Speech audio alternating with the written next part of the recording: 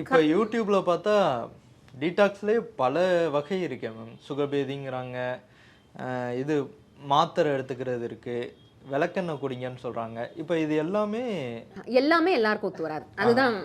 அதுதான் முக்கியமான விஷயமே என்ன அப்படின்னா, எல்லாமே எல்லாத்துக்குமே ஒத்து வராது. இப்போ ஒரு கவ உடம்புக்காரங்க இருக்காங்கன்னு வைங்களேன், அதாவது குளிர்ச்சி தன்மை பொருந்திய உடல் இருக்கவங்க, அவங்களுக்கு விளக்கெண்ணெய் சார்ந்த பேதி மருந்துகளை கொடுத்தோம் என்றால், அவங்க இப்போ பொதுவான ஒரு தளத்தில் பார்க்குறாங்க யூடியூப்பில், விளக்கெண்ணெய் சாப்பிட்டா நல்லா டீடாக்ஸ் ஆகும் அப்படின்னு சொல்லிட்டு விளக்கெண்ணெய் சாப்பிட்றாங்கன்னு வைங்களேன், அவங்க வந்து வீசிங், சளி, கபம் சார்ந்த உடல்னா இது அப்படியே பன்மடங்காக அதிகமாகும். ஏன் அப்படின்னா அது குளிர்ச்சி பொருள். குளிர்ச்சி உடம்புக்கு குளிர்ச்சி பொருளை நம்ம பயன்படுத்த கூடவே கூடாது. அதே மாதிரி நீங்கள் சொல்கிறீங்க உப்பு வச்சு டீடாக்ஸ் பண்ணக்கூடிய மெத்தட் இருக்குது. இந்த உப்பு வச்சு டீடாக்ஸ் பண்ணக்கூடிய மெத்தடை, இந்த முறையை பித்த உடம்புக்காரங்க செஞ்சாங்கன்னு வைங்களேன், ப்ரெஷர்னா நான் அவங்க என்ன சொல்லுவாங்கன்னா, நாங்கள் சொன்னாங்க உப்பு வச்சு இவ்வளோ உப்பை சாப்பிட்டு வெந்நீர் குடித்தா நல்ல மோஷன் போகணும்னு சொன்னாங்க, அது ஆச்சு. ஆனால் அதுக்கப்புறமா இருந்து எனக்கு தொடர்ச்சியாக தலை சுத்தலும் படபடப்பும் இருக்குன்னு சொல்லுவாங்க.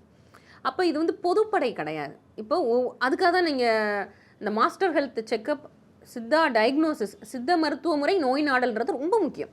ஏன்னா யாருக்கு எது கொடுக்கணுன்றது அங்கே தான் முடிவே ஆகும். இப்போ வாத உடம்பாக இருந்தால் அவங்களுக்கு என்ன, இது எது வாத உடம்புக்காரங்களுக்கு உப்பு சேர்த்த பேதி மருந்துகள் ரொம்ப அற்புதமாக வேலை பார்க்கும். அதே இது பித்த உடம்புக்கு விளக்கெண்ணெய் சேர்ந்த பேதி மருந்துகள். இப்போ நம்ம மருத்துவமனையில் அப்படி தான் கொடுக்குறோம். எல்லாத்துக்கும் ஒரே மருந்து கிடையாது. டீடாக்ஸ்ன உடனே எல்லாத்துக்கும் ஒன்றா போட்டு எல்லாரும் பேதி ஆகிட்டு அப்படி இல்லை.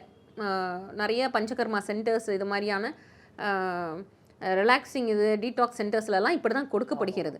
ஆனால் நீங்கள் சொன்ன அந்த சித்த மருத்துவ முறை நோய் நாடல்னு சொல்லக்கூடிய complete Siddha master health checkup முடிச்சுட்டு அதை அடிப்படையாக வைத்துக்கொண்டு உங்களுக்கு என்ன மருந்து வேணும், அப்போ உங்களுக்கு விளக்கெண்ணெய் கொடுக்குறதா அல்லது உப்பு சேர்ந்த பேதி மருந்துகள் கொடுக்குறதா அப்படின்றத முதல்ல முடிவெடுத்துட்டு அதற்கப்புறமாக அந்த உயர்ந்த நாடி இருக்கு இல்லையா, அதாவது எது ரொம்ப ஜாஸ்தி இருக்கோ அதை முதல்ல மட்டுப்படுத்திட்டு, அதை மட்டுப்படுத்துவதற்கான மற்ற ப்ராக்டிசஸை 3 நாளில் செஞ்சுட்டு, இதுக்கு பேரே என்ன அப்படின்னா, கரெக்டான பேர் சூட்டுனா நாடி சுத்தி.